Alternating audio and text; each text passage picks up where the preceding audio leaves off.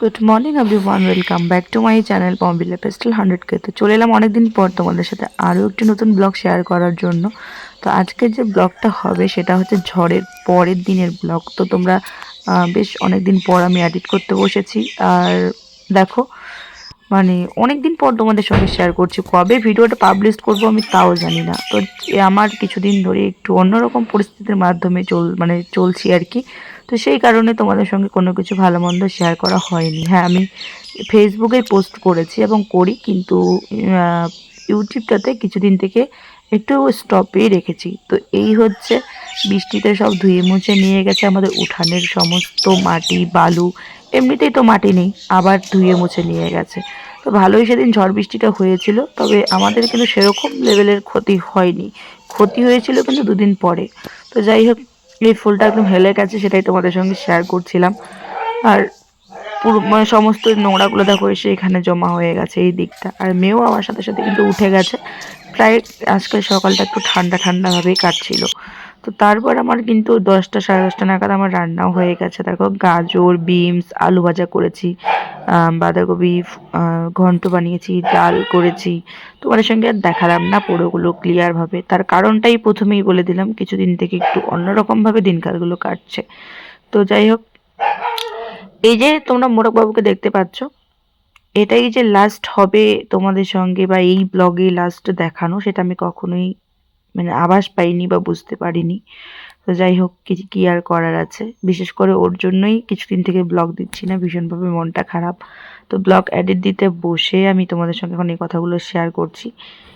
তো যেটা করলে একদমই মন ভালো থাকে, শরীর ভালো থাকে, সারাদিন ভালো কাটে, এনার্জি লাভটা ফিল হয়, সেটা কাজ সম্পূর্ণ হলো। মানে পুজো দেওয়া হলো, ঘরে লাইট দেওয়া হয়নি তাই এরকম দেখা যাচ্ছে।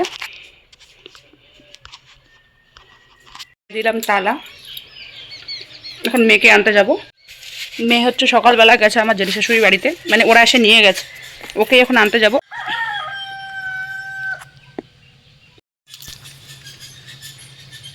আমার তুলসী থানে পুজো দেওয়া হয়ে গেছে, রান্নাঘরে তালা দিব, তারপরে বেরোবো। আকাশ খুব খারাপ পরিস্থিতি, আবার বৃষ্টি আসতে পারে। চলো যাই, যেতে যেতে যতটা পারবো তোমাদেরকে দেখাবো। ওদের বাড়ি আর আমাদের বাড়ি যেহেতু অনেকটাই দূরত্ব, তো এই যে বাগান টাগান, ছোট একটা বাগান, চারা গাছ নতুন করে লাগিয়েছে, এগুলো দিয়ে এখন উঠছে। আর বিশ্বাস করো, এইগুলো এই রাস্তা দিয়ে এরকমভাবে যেতে আমার একদমই ভালো লাগে না, কিন্তু কিছু করার নেই, যেতেই হয়।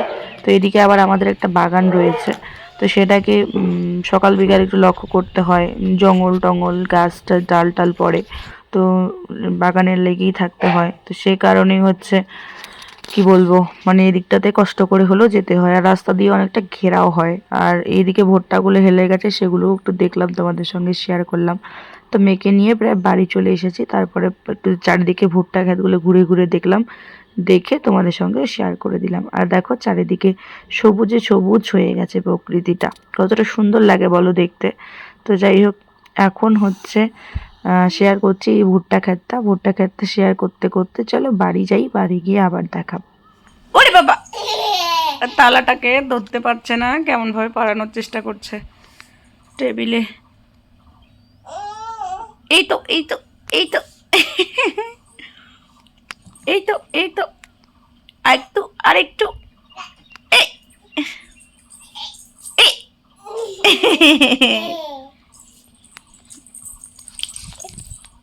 না, মেয়েকে দিলাম ঘুম পাড়িয়ে। তারপরে আমার পাশের বাড়ি এক ননদের মেয়ে রয়েছে, সে যে কোনো মাখা, তেঁতুল মাখা, আম মাখা, মানে কি বলবো, পেয়ারা মাখা থেকে কুল মাখা, শশা মাখা, যে কোনো আনবে আর আমাকে বলবে। মানে বিশেষ করে ফুল গাছ, ফলের গাছ, যে কোনো গাছ আর যে কোনো মাখা খেতে আমার কাছে আসবে। তো কোথা থেকে যেন শশা নিয়ে এসেছে, তো শশাগুলো অনেকটা বাড়তি হয়ে গেছে। তো আমাকে বলে কি, এগুলো মাখা করে দাও। তো আমার কাছে তেঁতুল টেতুল সেরকমভাবে ছিল না, ওকে বললাম যে ভালো লাগে না এরকমভাবে তেঁতুল ছাড়া। তো বলে কি, তেঁতুল নিয়ে আসছি। তারপরে আরও এক পাশের বাড়ি কাকি শাশুড়ি রয়েছে, ওনার কাছ থেকে তেঁতুল নিয়ে এলো, তাও মাখা খাবে। তো ভাবলাম চলো, মেয়ে যখন মানে বাচ্চাটা যখন চাইছে তখন করে খাওয়াই। তো তো একদম ঝাল ঝাল করে গাছ থেকে আমাদের একদম তাজা লঙ্কা ছিঁড়ে তেঁতুল দিয়ে পুরো একদম দেখো শশা মাখা করেছে। গ্রেভিটা দেখেই হয়তো বুঝতে পারছো, আর খেতে যা হয়েছে না, একদম ভয়েস দিতে বসে এখন আমার জিভ দিয়ে জল বেরোচ্ছে, বিশ্বাস করো। তো একদম ছাক্কা নাক্কা ঝাল ঝাল টক টক করে দুজন মিলে খেয়ে নিলাম, মামি ভাগ্নি মিলে। খাওয়ার পরে এখন একটু তোমাদের সঙ্গে ফুলগুলো শেয়ার করছি, যে কত বড় বড় ফুলগুলো ফুটেছে দেখো। এখন তো বৃষ্টির দিন, রোদের দিন আসবে, গরমকাল পড়বে, এখন আমার বাড়িতে অনেক রকম তোমার ফুল দেখতে পারবে আস্তে আস্তে। তো চলো, আবারও একদম সন্ধ্যার আগ মুহূর্তটা মেয়ে উঠে গেছে, আর আমার নাইট ড্রেস আমি পরে নিয়েছি, ড্রেসটাও চেঞ্জ করে মানে ফেলেছি, রাতের ড্রেস। তো এইভাবেই বড় বললো চলো একটুখানি বাগান গিয়ে আসি। ওই বললাম না প্রথমেই যে সকাল সন্ধ্যা বেশিরভাগ টাইম বাগানটাকে লক্ষ্য রাখতে হয়। তো বাগানে নাকি বেশিক্ষণ লেগেই থাকে মানুষ, এসব আমি মানে আমার বরের কাছ থেকেই শিখছি, দেখছি। বর আগে আগে, আমি পিছন পিছন, তারপরে চলে গেলাম বাগান দেখে বাড়িতে এসে খাওয়া দাওয়া করে আজকের ব্লগটা এখানে শেষ করছি। চলো।